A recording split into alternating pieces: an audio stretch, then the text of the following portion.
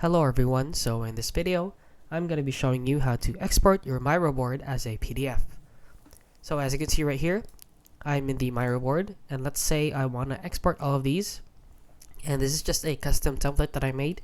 So let's say I want to export all of these to a PDF.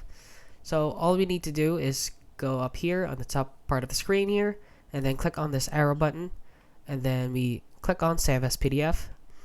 And then we click on small file size or best quality. I'm just going to choose small file size. So I'm just going to click on export here.